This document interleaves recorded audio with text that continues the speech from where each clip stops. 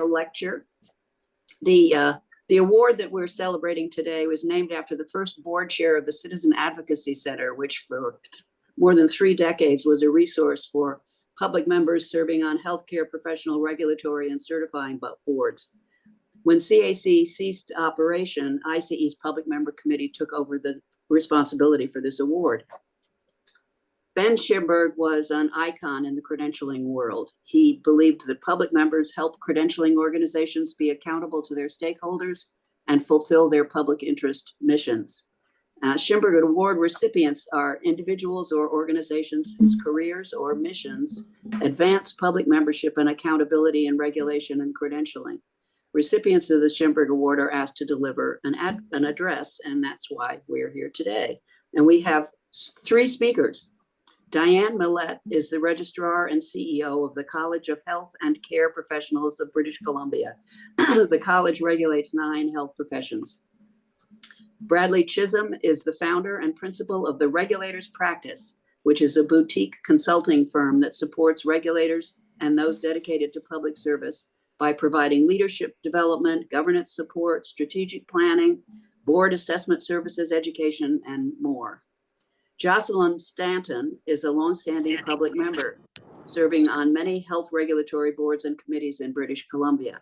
Jocelyn is passionate about public service. In addition to her board and committee services, she's held some senior positions in government and in the health delivery system. Diane, Bradley, Jocelyn, and a researcher, Dohan Milham, came together in 2023 to explore how best to support public members and maximize their contributions in regulatory decision-making. And it's the report from that endeavor that is the reason why they received the 2024 Ben Shimberg Public Service Award and are presenting to us today. So let me turn it over to Diane. Thanks so much, Becky, and welcome to all on the call today. We're really so pleased that you've chosen to spend your time with us this morning and listening to our lecture. Yeah, that's right. So first, Bradley, Jocelyn, and I would like to thank Catherine Dower, who is not able to join us today, but she nominated us for this Ben Shimberg Public Service Award.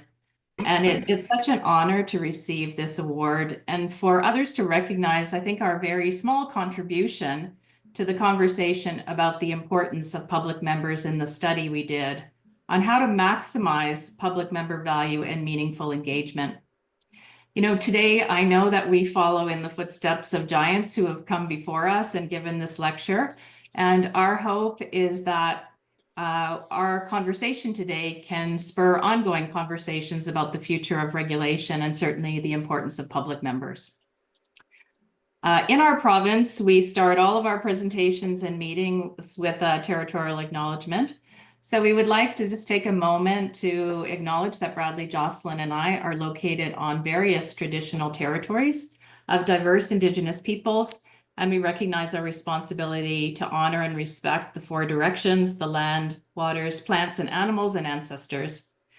We give thanks to the many nations on Turtle Island, which is Canada. And as regulators, we are certainly committed to improving the relationships between Indigenous and non-Indigenous peoples. So again, thank you for being here. I'm going to turn it over to Bradley to just share a little bit about the approach that we've chosen to take today for our lecture. Great, thank you, Diane. We decided to do things a little differently today. We wanted to, mix things up. We wanted to make this a little more fun for us in terms of preparation. So I hope the experiment is a good one. We'll wait to see. But what we wanted to do was kind of create a bit of a design challenge.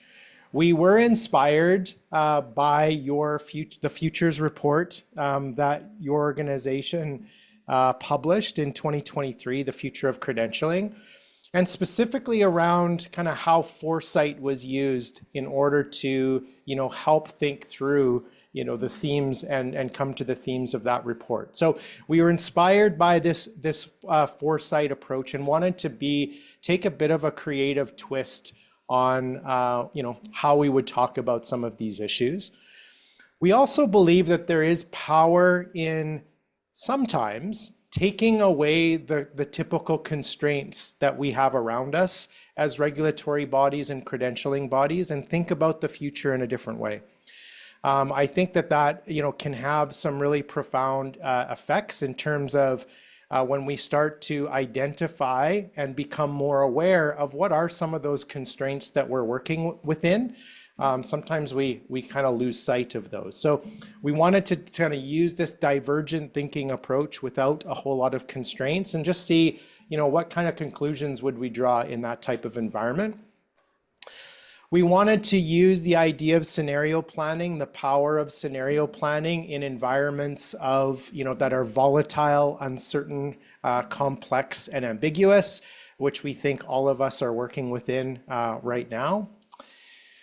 We are very analytical people, and I think most people who are involved in this type of work are very analytical thinking people, and we think that there's importance in kind of shifting and starting from a creative stance sometimes, so we did that. Again, we thought that by removing the barriers, removing some of the constraints, that when we start to think about applying these things in a practical way in our environments, all of a sudden those constraints become more obvious. It's almost like we start to see the matrix a little bit more clearly when we've had this. So that was one of the reasons we did this. And the other piece is we've really believed the power not only in terms of public engagement, but co-creation, and really taking a co-creation approach, that if we were to create a regulatory scheme, a regulatory regime from the ground up, who would we want as partners in that process? So that's one of the other kind of things that we thought about when digging into this. So maybe hand it over to So I think it's back to me. Oh, back to you. Okay. So this is our mission. It is to co-create the first interplanetary regulatory professions agency, protecting public safety beyond Earth. And we're going to talk a little bit more about what that scenario looks like. So Bradley, Jocelyn, and I have been invited to co-create this first interplanetary health professions authority. Protecting public safety beyond Earth is our tagline. We could say it's on Mars or any other planet that we choose, but we say co-create, as Bradley just mentioned, because while we have experience on Earth, we don't know the nuances of education and practice in a different context, or what the needs of the publics are, the broad publics, plural, that we are going to need to serve, or this agency is going to need to serve. So co-creation is one of the themes that we think is really important for the future. We see this as an opportunity of a lifetime, and we know that very soon we're going to have to make decisions to approve the first interplanetary trained professionals for some type of independent practice. So what would we do with this blank slate? The challenges that we face in establishing this regulatory framework might be unprecedented. And here are some of the things that we thought about we would need to explore before we meet with this interplanetary team. So what would we suggest as good design principles? How would we advise on the governance model? How do we determine our stakeholders or our interested parties? And what do we need to do to interact with them? What needs to be considered when developing regulatory systems? For example, how would we verify the competency of professionals when we don't understand the conditions in which they practice? Who needs to be regulated?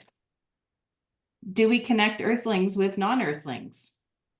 So we're sure that there are more considerations, but we started out by thinking if we had a blank slate and the conditions were a bit different than what we know now, what would we do? So before we move on to our themes and design principles and strategies, we want to revert back to our reality and the experiences that we have to inform this new future. So the rapidly evolving healthcare landscape has really created unprecedented regulatory challenges. And Bradley mentioned the VUCA environment, which I think still continues today. Regulators are being forced to credential and license applicants faster and cheaper than ever before, perhaps reconsidering the notion of credentials. Workforce pressures, including reconsidering how we license internationally educated professionals, especially those with experience, are pressures that we all see. Traditional frameworks are struggling to keep pace with technological advancement.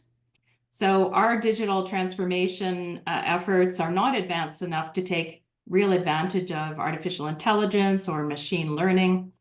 And I think we're also not good at accepting failure. Our historical context is hard to change, so we're moving from representative boards to that really represent professional interests to focus more on merit-based governors, including an increased number in public members. Safety encompassing quality, access, innovation, equity, diversity, inclusion, and belonging is more prominent than ever. Governments and others lack trust in regulators, and there's certainly more interference, and that was referred to in your futures paper. And there's lots of stakeholders or interested parties. So who needs to have confidence in our work? So one of our key questions was, how do we co-create an adaptive interplanetary regulatory system that protects the publics that we serve while fostering innovation and perhaps some failure in an unknown new environment when we're facing all of these real pressures? So in the time that we have left, we're going to focus on 3 areas today: governance, partnership relationships, and core regulatory programs. And Bradley's going to kick us off to talk about governance design. So Bradley, back to you. Great. Thank you. So where we kind of started, we wanted to use, what are some of the themes that have been emerging? And so I really used the Futures of Credentialing report and tried to tie some of my feedback in terms of design principles and potential strategies to some of the, emergent themes from that report, which I think all resonated regardless of the jurisdiction that you regulate. They resonated just as much here in British Columbia and Canada as I suspect they do for you. So some of the themes that I think are really relevant in the governance context is this rapid change. Continuous change, but I think in my 10 years working within the regulatory world, it's like the speed of change has been escalating every year. And I actually don't know if our organizations are set up for that type of rapid change. And so I think that's one theme that really resonated. The second theme is around political polarization, political encroachment into regulatory bodies, and political, regulation actually being a bit of a political battleground. Definitely more generally, regulation more generally, but professional regulation and credentialing more specifically. And again, that feels new to me. I know, political polarization is something that we're all kind of experiencing and dealing with. We've started to see governments pay more attention to regulators and the regulatory work and start to influence that, sometimes in a helpful way, sometimes not in a helpful way. And so, again, it's a theme that we're starting to see more. We're under the radar more, and there's more attention being paid to us. We see diversity, equity, and inclusion challenges from 2 different directions. And this was a theme that emerged from the Futures report. We're seeing, the challenge and the expectations of the public to have good, robust, progressive diversity, equity, and inclusion programs and philosophies. But as we're seeing now, these things are being challenged. From the other direction. We're seeing organizations totally abandon their commitments to DEI and stop using those 3 words because the words themselves are seen as being dangerous. So we're seeing, again, that dichotomy and that challenge. We're seeing a real push for cross-border credentials and labor mobility and labor demand. We really felt this in Canada, in the health world after the pandemic, where all of a sudden there was this huge demand for international mobility for nurses, for example, huge demand for interprovincial mobility for health practitioners, and a real questioning by the public and by government of why some of these regulatory barriers existed at all. And I think that that's something we need to be sensitive to in the design of this new regulatory scheme.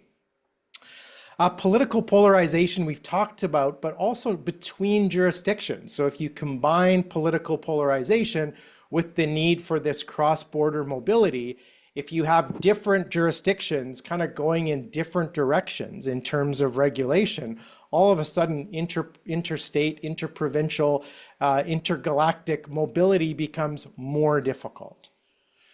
And then lastly is, again, the pressure for deregulation and, the credentialing of professionals being kind of mixed in with environmental deregulation pressures or trade deregulation pressures. There's that dangerous connection that, this broad, reduction of red tape mandate starts to, impact how we regulate professionals, which has been isolated in some ways. So those are some of the themes emerging from the futures report that we're paying attention to in the design of our governance. And so some of the design principles, and again, we don't know exactly how we might create strategies or infrastructure to be able to address these design principles, but these are the types of outcomes that we want to see. Number one, how do we create an organization or a system that is adaptable, flexible, that has the ability to make quick decisions, so not overly bureaucratic where decisions are slow? How do we insulate this regulatory function from political influence? Is that even possible? How do we ensure that there is a pocket where regulators can be making good public interest decisions that are somewhat immune from some of these political interferences and this polarization changes? How do we ensure that the regulator is focused on outcomes? So not focused on process for process sake, but getting really good at identifying what are we actually trying to achieve? What are the risks of harm we are trying to manage? And are we crystal clear on what those things are? How do we maximize consistency across jurisdictions and across regulatory bodies? And this idea of how about we start with assuming we can be the same and then ask for justification for why we need to be different, rather than all being different and asking for justification of the things that can be made consistent. So kind of shifting how I think many of our systems work, where we have to justify collaboration rather than the opposite. How do we ensure that there's good regulatory oversight? So we work with a lot of boards across the country who really struggle with how do we ensure that our regulatory programs are indeed effective? What kind of data can we be looking at to measure how effective are these programs? How do we bring in kind of this risk-based proportionate programs? Like, how do we ensure that we're not over-regulating or we're not under-regulating? How do we really get that good information to know that we're working in that kind of right touch pocket of regulation? And then how do we ensure we have the right expertise, the right people, the right diversity, making the right decisions? And I think that's a really critical one when you kind of step back from many of our systems and say, is this group of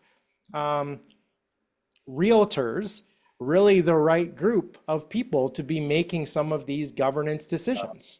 They have lots of profession-specific knowledge, but they're making decisions that they might not have a whole lot of expertise in making. So how do we ensure that one of the lenses we're looking through is the right people making the right decisions? So what are some of the strategies? And again, these are strategies that we want to propose to consider. These are not things that we are mandating, but things that we want to have conversations about. And one of them is one planetary health regulator for this new planet. That we don't have multiple regulators of multiple professions in multiple jurisdictions. You know, I look at the difference of a single health profession regulator in Australia and over 350 professional health regulators in Canada. And we want, I think, looking at some of those challenges of cross-border mobility, of, you know, inter-jurisdictional differences, if we had a single regulator, that would make a lot of, you know, solve a lot of those problems.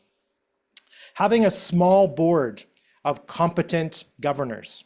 And so again, looking beyond needing, you know, everyone to be represented, to look more at what are the decisions these different entities are making and what's the expertise they need to make good decisions. So maybe the composition of the board is different than the composition of these, you know, profession-specific councils that maybe make different types of, you know, profession-specific types of decisions. Intentional articulation of the expertise and the lived experience that we need in these different decisions. So that's kind of connected. Robust and meaningful risk oversight. So how do we ensure that this organization is able to look and really identify what are the risks that this regulatory body is actually needing to address? Sometimes there's risks that other entities, the employer, you know, the broad government need to be managing. But what are some of those residual risks that the regulator needs to be figuring out? How do we have consistent oversight and monitoring? So building in really good monitoring programs for the board to understand where we're having an impact and where we're not. I think shifting a bit of culture. I think as regulators, often we have this perfectionist culture. This really, we're not willing to experiment because failure, you know, feels pretty daunting. In some of our cases, failure can actually mean people being in harm. But how can we start to build more experimentation into our work, recognizing there's no way we're going to be able to predict the ideal programs to have the impact. We're going to have to put out these probes and test and experiment. How do we create apolitical merit-based appointments? So how do we, you know, again, remove, kind of take some of the politics out of the appointment process? I think the UK does a great example of having a committee that's, you know, designated, appointed by the full parliament that, you know, is in charge of these merit-based appointments. So they've been able to just kind of remove the appointment process from politics a little bit more. How do we ensure, and this is a kind of a bridge to Jocelyn's piece, how do we ensure really robust public participation? So if we want to have less political influence, our belief is if we have really strong trust and confidence in the public in general, then that creates a little bit of insulation from some of these political changes. Again, that's how we kind of create that increased independence from government. How do we ensure that we're an arm's length organization, we have high level of credibility, high level of trust, but we're kind of insulated from those shifts. And then the last piece is really clear outcomes, whether it be about, and being able to rationalize our outcomes in terms of our regulatory programs, but also in terms of our DEI initiatives. What are we actually achieving? What are we intending the outcomes to be of these programs, whatever we call them? For example, we believe that more diversity on our decision makers results in better public interest decisions. You know, statements like that are beyond kind of just the process of DEI, but about the outcomes that we're trying to achieve and getting really good at articulating those. So that's kind of the governance overview, some of the strategies that emerge for us when we look at both, you know, the themes from the Futures Report and some of the design principles that I think we would try to build in and guide us through creating this. So Jocelyn, maybe I'll hand things over to you to talk about kind of how we design partner and stakeholder relations in this new organization.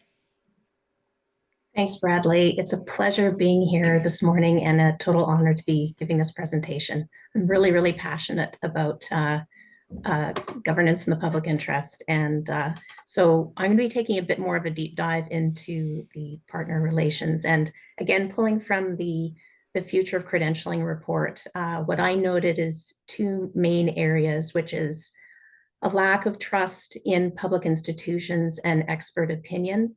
And a quote that came to mind was, "Trust takes years to build, seconds to break, and forever to repair."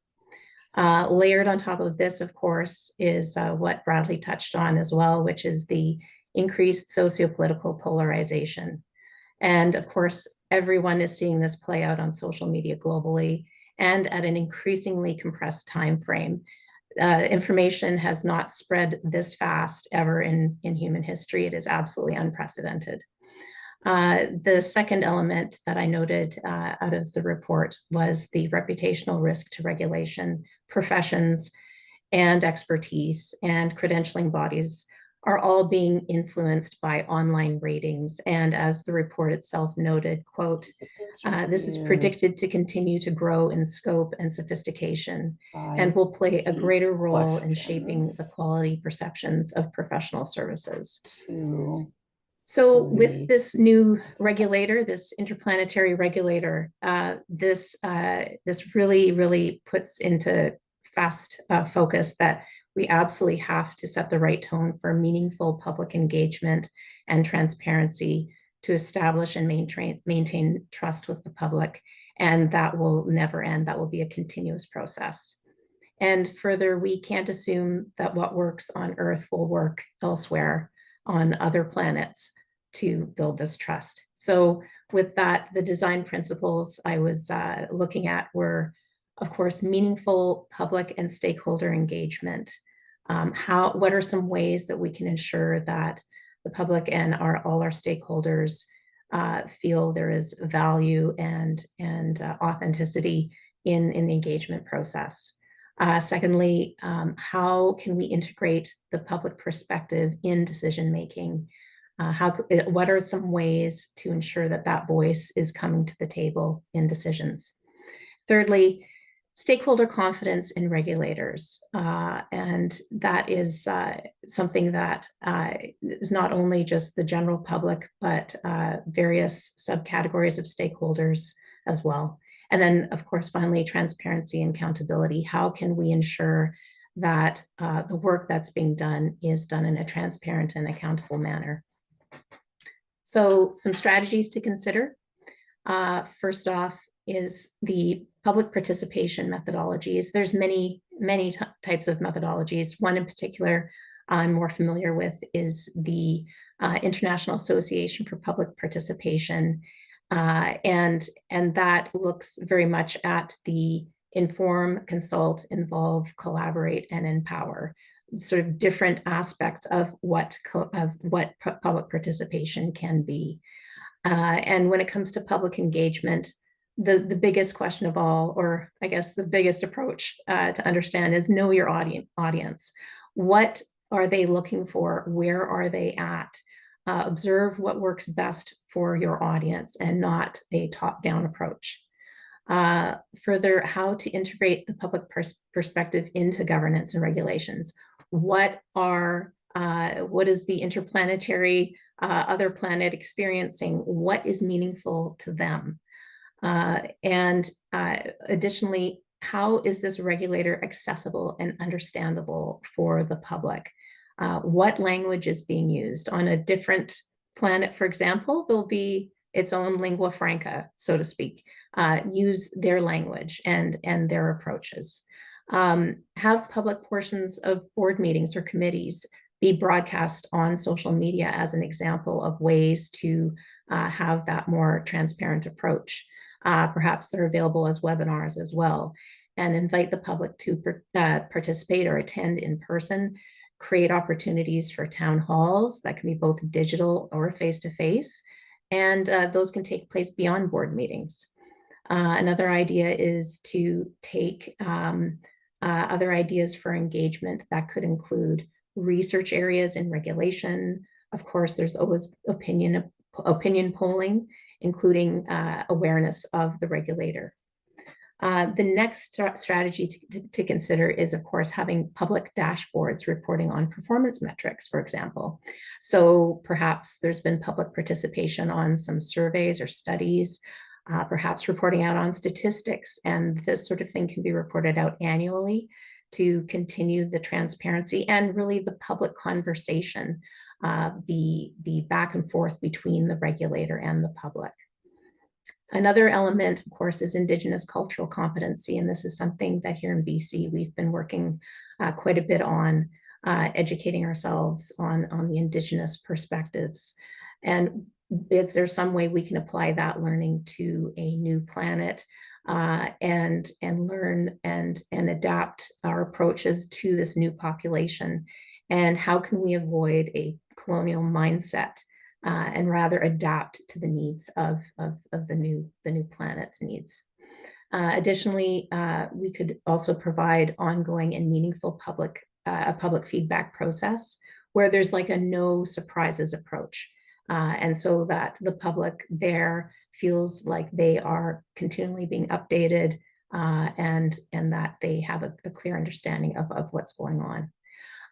Additionally, another aspect to this could be, are our appointees to the boards and committees diverse in their backgrounds and lived experiences? Can we cultivate more DEI strategies, including underrepresented and diverse perspectives on these decision-making committees and boards? And then, of course, another element to this, as far as strategies go, is the continuous learning aspect. And I personally have been benefiting greatly from this approach. Continual learning is so critical to ensuring good decision making. So an idea I had was creating an interplanetary center of regulatory excellence, where there could be a Moodle for sharing resources and learning that would include peer learning networks and perhaps even certification for board and committee members on both Earth and this other planet. And that there could even be scenarios where there could be even secondments where appointees from either board or committees from some Earth-based regulators could take time to work with the other planet's regulator and share best practices and learning and perspectives. Other ideas for opportunities for continuous learning also include case study development, best practice sharing, as I talked about, innovation showcases, or research partnerships, of course. The next strategy to consider is transparency in the appointments process. Really just making the appointments process very clear for the public so that they understand how the appointments process works. And this would either be for both board and statutory committees. And just having that understanding that as the regulator is being set up, even if individuals would be interested in applying for these positions, it would be very clear how this process could work. And of course, you could introduce this on social media platforms as well for the process itself. And really, I think just making the new regulator, humanized and accessible. Finally, the last point to consider would be collaborate with stakeholders on shared issues. Are there shared issues and opportunities for the new regulator to partner with the new planetary government or associations or other stakeholders? What about problem solving in specific professions? An example could be relating to an emerging technology that's only being seen on the new planet as compared to Earth. Registrants are also a key stakeholder. Build trust with the registrants of the new regulator, and what are some opportunities to engage with them? Again, could be town halls, and of course, continuous support of their learning of regulation on the new planet. And now with that, I will turn it back over to Diane, who will be talking more about regulatory programs. Thank you. Thanks, Jocelyn. So I'm going to speak a bit about designing regulatory programs for the future. And I think some of what you've heard from Bradley and Jocelyn, I will duplicate in that I think there's a real nexus between governance systems and partnerships in terms of designing these programs. So Bradley, next slide. So the themes that I identified, I drew from a few places. One is the Future of Credentialing report, which I must say I loved. I loved the foresight methodology. It was a really wonderful report to read. And so I did extract one theme in particular, technology, in the context of regulatory programs from that. I also used the WHO paper on regulation, which is another paper that I really like because I think it helps set us up for conversations about the future of regulation in a different way. And I also just use some of our own musings in the province of British Columbia as we're moving from very siloed regulatory boards to amalgamated entities, of which our college is one of those. So there are really 4 key themes that I extracted. One relates to systems issues. So some of the the subset of that includes, what are the models that we could look to? Are we looking at integrating systems and integrating them within the needs of the environments that we are regulating in, or those that we are actually regulating? Are they holistic enough? Do we need to rethink that? Can we learn and adapt within the system through a continuous learning system approach? Or are they rigid? And does the system align with the desired outcomes of the purpose of regulation? So there were a few different systems pieces I thought were interesting in these various reports or even in our own considerations. The next is technology, and the often reference to innovation in the context of technology. So in one of the credentialing insights, or news piece that I read, there was commentary from Catherine Dower and Mark Bertler that reinforced technology innovation as a key driver and as ranked most important by public members for their organizations, which I totally understand, and I think it's a really interesting thing to have more discussion about. One of the recommendations was to utilize or to leverage, I guess, the expertise of public members in tech, which for me reinforced the importance of having diverse members, including even generational considerations that bring different sort of technology skills. But I'll come back to some thoughts around technology as I talk about the design principles and the strategies. Risk management. So Bradley talked about risk management. I think we need to consider both enterprise risk, but also the risks of the services delivered by our licensees or those that we regulate. And the last is really a theme around community, which Jocelyn spoke to. But I think a more intentional focus around, what does it mean to be part of a global community? What does it mean to be part of a different interaction with the publics that we need to interact with? And also the licensees. How do we build confidence in those communities around the work that we do? Transparency and accountability comes up a lot in terms of, are we being transparent in terms of the decisions we make and why we make them?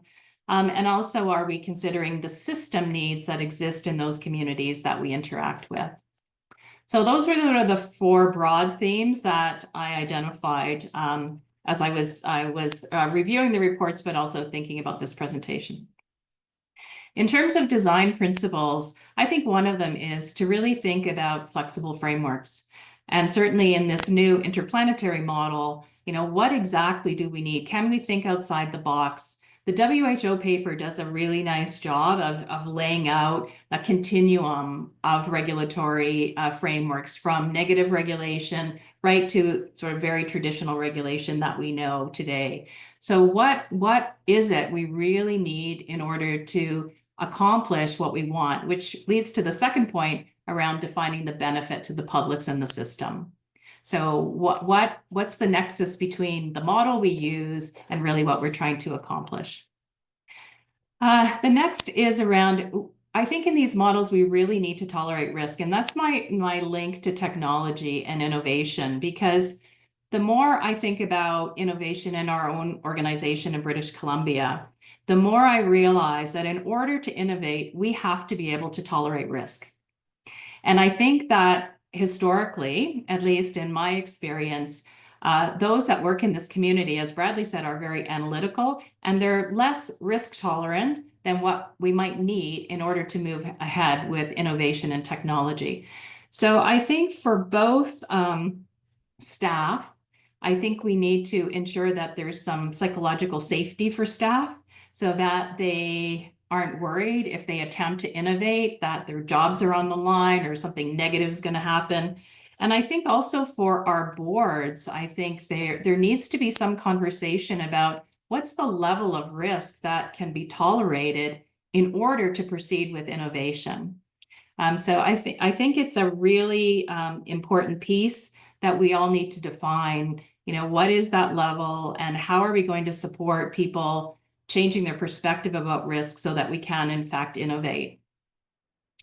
Consistency, I think Bradley talked about this. I think designing systems that are consistent and make sense and are efficient, and there's not a whole lot of duplication of effort or requirements that aren't helpful is an important consideration. I think we want to maximize our efficiency, again, by creating systems that make sense. And also it links back to technology in terms of having those technological pieces that actually help us do our jobs more efficiently. And finally, I think this principle of collaboration, I think we can't emphasize that enough. Collaborate, collaborate, collaborate. I think we really are better together, and I think it really should be a core principle. Some of the strategies, first is analysis before design. So it goes back to that flexible frameworks. What do we need? Why are we regulating who we're regulating? What do we need to really think about before we decide on that model? And I know that sometimes we're just forced into a model, but I think if we have an opportunity in this context to actually think through that carefully, that would be an important strategy. I think articulating our purpose. I know in our own context in Canada, across regulation, we hear often, well, the job is to protect the public interest. But what does that really mean? Is it about protecting people from harm? Is it about safer service? Is it about confidence?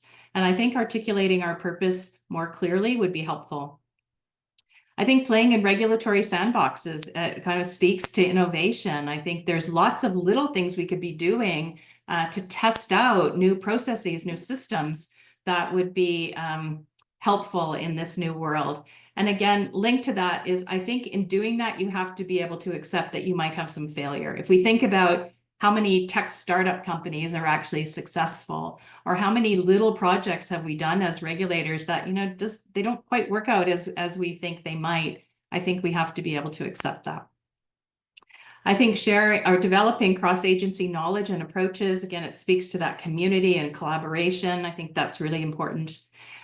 I think using advisors and experts, and Bradley spoke to this, but I think that's where the publics that we engage with are really critical. And we certainly know from our study that the public members that were engaged in our study had so much expertise to bring. And I think we need to leverage that in ways that perhaps we haven't done before. And this creation of this agency allows us to do that. I think getting input and building confidence. Confidence is kind of my word of the month. I really like that. The notion of building confidence. We're developing a new strategic plan, and I'm trying to figure out how I can embed that in there, because I think we need to build confidence in our licensees, the publics, and the broader community. Connecting globally, I think, is really critical. We're part of a global community, and how do we do that better and learn from each other? And the last thing is really continuing to use foresight and foresight methodology in terms of how we move these regulatory systems forward. So those are some of my thoughts. I have a few more slides on very specific programs, but I think in the interest of time, because I know we want some time for questions, I'm going to leap ahead, and Bradley is going to kind of wrap us up before we get to the question portion. Great, thank you, Diane. So again, we just wanted to kind of summarize a few of when we did this experiment and some of the things that really jumped out to us. And number one is, is there a different relationship that our organizations need with government? And is there ways that we can think about that relationship in a more strategic way and perhaps insulate ourselves a bit from this political polarization on a number of fronts. And one of the strategies, I think, speaking to Jocelyn, Jocelyn's piece, is the better we get at building confidence and trust in the public more generally, I think that is a powerful insulator. This idea that, well, we can't touch that organization because everyone trusts it. That's kind of a powerful a goal. Perhaps it's living in a dream world, but it's a goal. Number two is, like, who are we listening to? And really paying attention to not just listening to the people we regulate, but also listening to the people who we serve. And listening is one, engaging is one level. We also talked about, incorporating the public voice in a meaningful way into decision making is another goal. And this idea of co-creating the actual framework with the people that we serve is an even more ambitious goal. Number three, really thinking about the entire system, not working in a silo, not making decisions in a siloed way, but recognizing that the things that we do actually has an impact on the broader system. Making sure that our regulation is fit for purpose. And so, what does that mean? It means that we are focusing on outcomes. We're focusing on and being clear on what we're actually trying to achieve. And we're providing our rationale, and measuring those outcomes and providing the reasons why we choose to do certain things. And we're also not scared to experiment. Again, we're maybe shifting some of the culture of these organizations to say, we're going to try multiple different types of quality assurance programs and see what actually works in this complex, ever-changing world that we live in. And if we've done something for 10 years and it's worked, but it's stopped working, or it's not as effective as it once was, then we need to be willing to kind of change those things up. And I think that's just a bit of a culture shift that we need to pay attention to. I think we need to lean into the change that we're experiencing. So leaning into the technological change, leaning into the changing practice environments that our professionals are working within, leaning into the different kind of expectations that the public have because of technology. And I think there's a number of kind of goalposts here. We want to stay relevant to the profession. We want to stay credible and trusted by the public. And I think we want to be effective organizations and efficient organizations. And I think technology can, if we lean into it, can actually support all three of those things. And lastly, is that we really want to, again, coming back to thinking about the cultures that we have created. Many of the barriers that we started to pay attention to, they weren't structural barriers. They weren't, they were cultural barriers. They're the ways we have always done things. They're the historical baggage that we might have as a result of the different professions that we regulate. And just being very conscious of some of those barriers that we naturally navigate through, and having the critical, the ability to critically think about those and question whether there's any ways we can remove some of those barriers that we just dance around all the time. So those are some of the kind of the big themes that we felt emerge in our work and in this little design experiment. So I think, we're kind of open for any questions or thoughts, any reactions that people might have in the time remaining. Thank you very, very much for an extremely creative and thoughtful and thought-provoking presentation. Thanks, all three of you.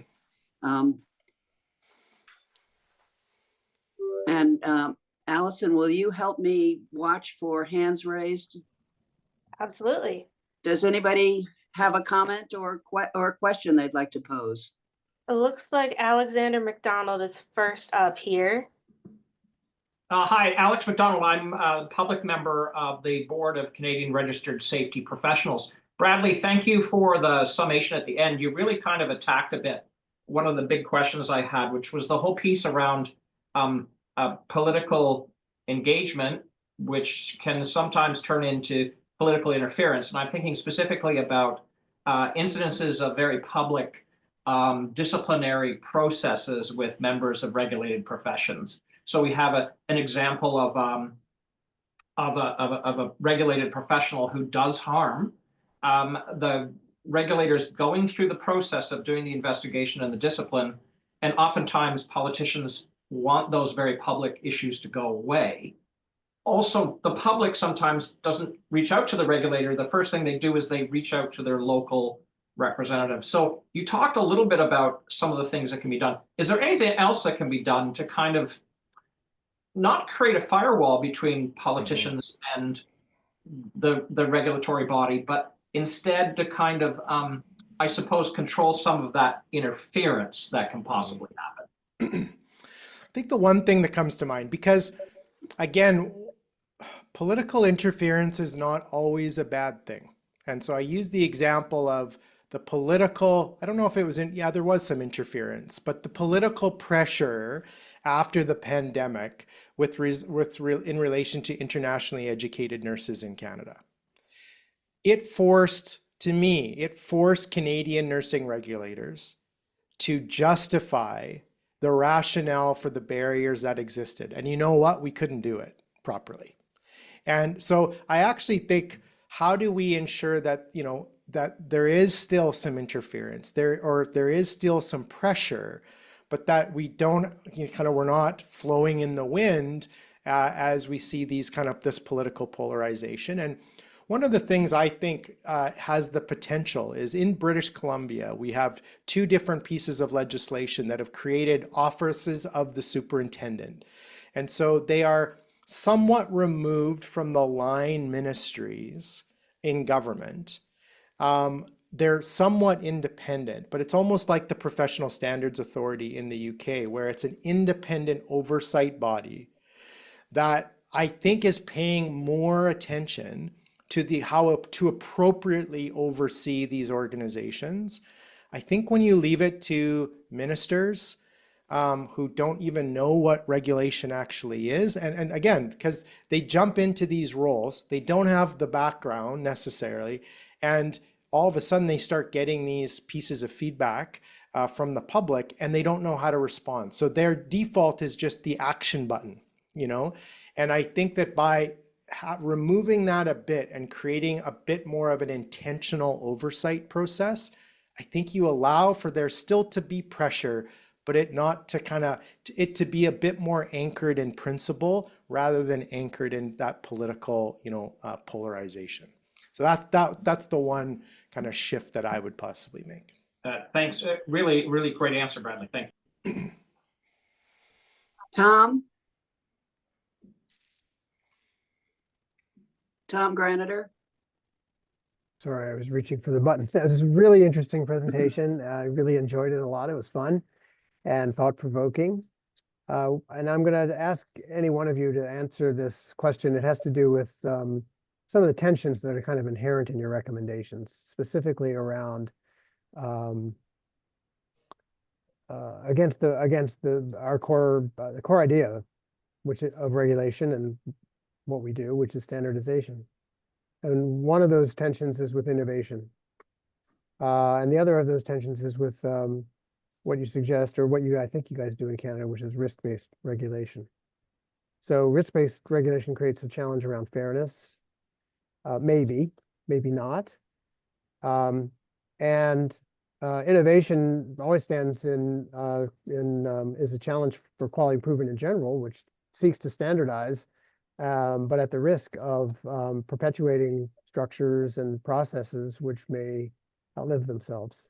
So, and that's very hard in a political environment, in particular, a regulatory environment, to change. So anybody want to comment on those tensions? Great question. Diane, did you want to comment? I'm thinking about the technology and the innovation one, because I do think we have to try and make the shift to think about how we can innovate in these systems in a different way than we ever have before. And I think it takes some confidence to do that. But as I said, I also think it does fly in the face of what we know as sort of standard practice. But I don't think we can really get to a place where we're more efficient, more effective, unless we actually start to dabble in that space and play in regulatory sandboxes, for example, even if they're little things. So for example, one of the things that we're just starting on now is a fee restructuring project. So, historically, we've had 9 professions of different fee structures. We're trying to figure out how in now an amalgamated college of 9 professions, do we actually innovate in terms of what the fee structure should be? Like, is it reasonable? It's standard. Or do we start looking at different models for differential fees for a variety of reasons, like regulatory burden or, cost of a profession? So I think just taking on some of those small things, and even if we don't implement the outcomes, but going through that process of thinking about that as innovation, I think is one kind of step forward in the right direction. One of the tensions that I've been kind of struggling with too is the tension between consistency and bringing kind of this right touch approach, right? And so how do we combine, having consistency, but also being able to focus, that we're not going to be, and Diane is in the middle of this because of the diversity of the different professions that she's now regulating. But do we need to be regulating opticians in the same way that we regulate psychologists? What are the unique risks, and how does that change how we regulate those professions? But how do we make sure that we're also being as consistent as possible? And how do we ensure we're being consistent with other psychology regulators across the country? So I think this idea of paying attention to these tensions and potential contradictions is a really powerful thing, and it's not easy, but there's a number of those inconsistencies or tensions in what we presented today for sure. I'll just say one final thing. One of our mantras right now, as we think about even what Bradley just talked about, what makes sense in terms of being consistent versus not, is let's think about progress over perfection. Like that's one of the things that we keep sort of reiterating is maybe that needs to be our focus, because we know that we're not going to get these systems perfect, but let's try and move ahead in a way that actually creates some progress for us. There was also a question or the comment in the chat about the WHO paper. So I did provide the link in the chat if anybody is interested in that paper.